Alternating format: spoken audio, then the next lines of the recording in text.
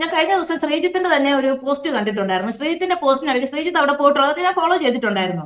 ആ സമയത്ത് ശ്രീജിത്തിനെതിരെ ഒരു കമന്റ് വരികയും ശ്രീജിത്ത് അതിനെ വളരെ നർമ്മരസപ്രധാനമായിട്ട് ഒരു കമന്റ് തിരിച്ചു കൊടുക്കുകയും ചെയ്തു. ശരിക്കും പറഞ്ഞാൽ ഞാനപ്പോ ആ സമയത്ത് വളരെ ശരിക്കും അങ്ങ് ചിരിച്ചു പോയായിരുന്നു.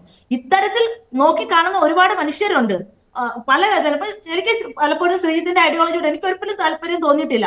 പക്ഷെ എങ്കിൽ പോലും അത് താങ്കൾ അതിനെ എടുത്ത ഒരു രീതിയെ ഞാൻ മാനിക്കുന്നുണ്ട്. ഞാൻ എന്റെ വിഷയങ്ങളിൽ ഞാൻ വളരെ എനിക്ക് വന്ന കമന്റ് അശ്ലീലമാണ്. ശ്രീമതി മൃദുലാദേവി, എനിക്ക് വന്ന കമന്റ് അശ്ലീലമാണ്.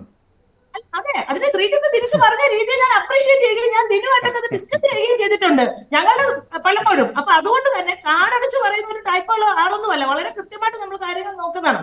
ഒന്ന് നമ്മൾ മനസ്സിലാക്കേണ്ടത്, ഞാൻ നേരത്തെ പറഞ്ഞ ഒരു പോയിന്റ് ഇടയ്ക്ക് ദീപ് വന്നപ്പോ എനിക്ക് പറയാൻ പറ്റാണ്ട് പോയി. അതായത് അഘോരികൾ ഇവിടെ അസ്ഥികൂടം ഇട്ട് നടന്ന ഒരു സമയമുണ്ടായിരുന്നു.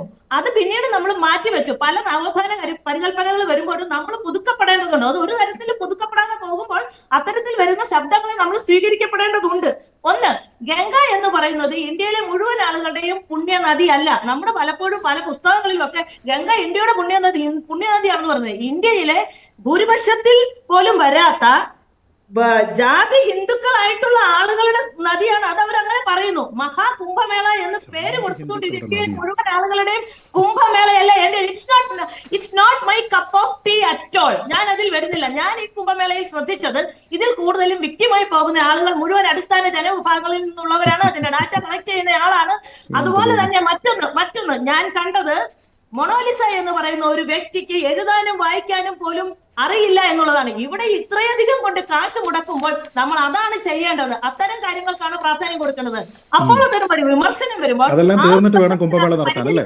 വിഷയങ്ങൾ എന്തൊക്കെയാണെന്നുള്ളത് നമ്മൾ നോക്കണം. ഒരു സ്ഥലത്ത് സ്വാസ്ഥായിട്ടുള്ള സ്വസ്ഥ ഭാരതിനെ നമ്മൾ സ്വച്ഛ ഭാരത് ശരിയാക്കുകയും മറ്റൊരു സ്ഥലത്ത് കൊണ്ട് പ്രദൂഷണം അതുപോലെ തന്നെ കൂടാക്കച്ചറ കൊണ്ട് ഇടുന്നതും തെറ്റായ കാര്യമാണ്. ഇത് രണ്ടുപേരും കൂടെ സമന്വയിപ്പിച്ചുകൊണ്ട് ഇതിനെ മഹാകുംഭമേള എന്ന് പറഞ്ഞ രീതിയിൽ അവതരിപ്പിക്കുമ്പോൾ ഇവിടെ ഇന്ത്യയിൽ എല്ലാവരും തുല്യരാണെന്നോ ഇവിടെ ജാതിയും മതവും ഇല്ല എന്നോ? ഇന്ത്യയിൽ ജാതിയുണ്ട്. മറ്റൊന്ന് ശ്രീജിത്തിനോട് പറയുന്നത്, ശ്രീജിത്ത്, ഇന്ത്യയിൽ ജാതിക്കാരെന്നൊരു പ്രയോഗം താങ്കളിൽ നിന്നുണ്ടായി ഇല്ല. നിങ്ങൾ അങ്ങനെ പറയുമ്പോഴാണ് ഉണ്ടാകുന്നത്. ദീപ പറയുന്നുണ്ടായിരുന്നു ഞങ്ങളെന്ന്. ഇല്ല, ഞാൻ നമുക്ക് വേണ്ടിയാണ് സംസാരിക്കുന്നത്, ഇന്ത്യക്ക് വേണ്ടിയാണ് സംസാരിച്ചത്.